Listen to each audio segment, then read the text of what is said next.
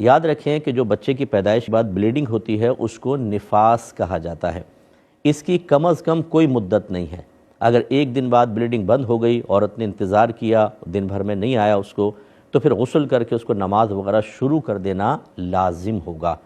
اب اگر 40 دن کے اندر دوبارہ آ گیا تو کوئی بات نہیں، جتنے بیچ میں دن گزرے ہیں وہ سب کے سب ناپاکی میں ہی شمار ہوں گے، لیکن چونکہ عورت کو نہیں معلوم تھا، اس نے اپنے آپ کو پاک گمان کیا، اس میں اگر وہ نماز پڑھتی ہے یا روزے رکھتی ہے تو کوئی گناہگار نہیں ہوگی۔ اور فرض کر لیں کہ اگر اس نے یہ ایک دو دن میں بند نہیں ہوا بلکہ لگاتار چلتا رہا حتیٰ کہ پورے 40 دن تک چلا تو یہ 40 دن نفاس ہوگا۔ اب اگر فرض کر لیں کہ پہلا بچہ پیدا ہوا تھا، 10 دن کے اندر یہ نفاس بند ہوا،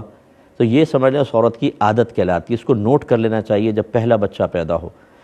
یا جو بھی اور بہنوں کے بھی جیسے اگر جو پچھلے سال بچہ پیدا ہوا اس کی تاریخ نوٹ کر لیں، دن نوٹ کر لیں کتنے دن نفاس آیا تھا۔ اب فرض کر لیں اگلے بچے کی پیدائش پر 10 دن جیسے پچھلے بچے کی آیا، یہ 10 دن کراس کر گیا تو ہم کہیں گے عادت بدل گئی ہے شاید، لیکن وہ چلتے چلتے 40 کو کراس کر گیا تو اگر عورت کی کوئی عادت پہلے سے معروف، اس کو معروف کہتے ہیں، یعنی موجود ہو، تو سمجھ لیجئے کہ 10 دن ہے نفاس ہوگا، باقی تمام دن جو ہے وہ بیماری کا خون ہوگا۔ اس کا مطلب کیا ہوا کہ 10 دن کی نمازیں تو اس کو بالکل نہیں پڑھنی کیونکہ وہ تو ناپاکی کے تھے، لیکن جب 10 دن کے بعد 40 دن کو خون کراس کر گیا تو ثابت ہو گیا کہ 10 دن صرف نفاس تھا، باقی سب بیماری کا خون تھا، لہذا ان تمام دنوں کی نماز قضا کرے گی۔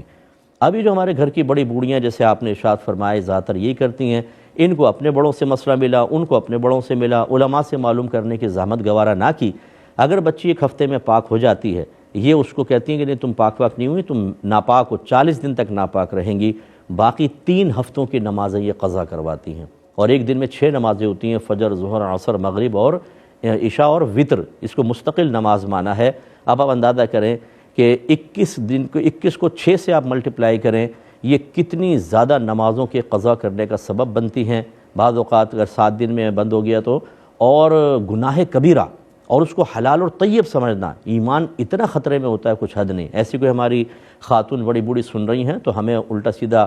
سنانے کے بجائے اپنی آخرت کی فکر کریں، کیونکہ عنقریب آپ فوت ہوں گی۔ جس کو آپ نے گناہ میں لگایا،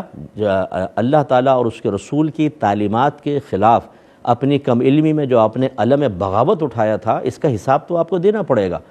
تو اس لیے اللہ کی بارگاہ میں توبہ کریں اور اپنے گھر سے اس بدعت کو باہر نکالیں۔ ایسی بچی کا ظاہر بالکل پاک ہوتا ہے، یہ ایسی نجاست نہیں ہے کہ چھٹ کر لگ جائے، یہ آٹا گون سکتی ہیں، کھانا بنا سکتی ہیں، جہاں چلیں گی وہ پاک رہے گا جگہ۔ اس طرح جو لباس پہنا ہوا ہے اگر اس پہ بلڈ وغیرہ نہیں لگا وہ لباس بھی پاک کہلائے گا۔ تو یہ مطلب یہ کہ خرافات ہم کر رہے ہوتے ہیں۔ میں نے پہلے بھی گزارش کی تھی آپ میری کتاب لیں، طہارت کے مسائل و احکام، بیسٹ بک ہے، آسان ہے، عام فہم ہے، یہ اپنے گھر میں رکھیں، اس میں تمام یہ مسائل موجود ہیں۔ ایک کالر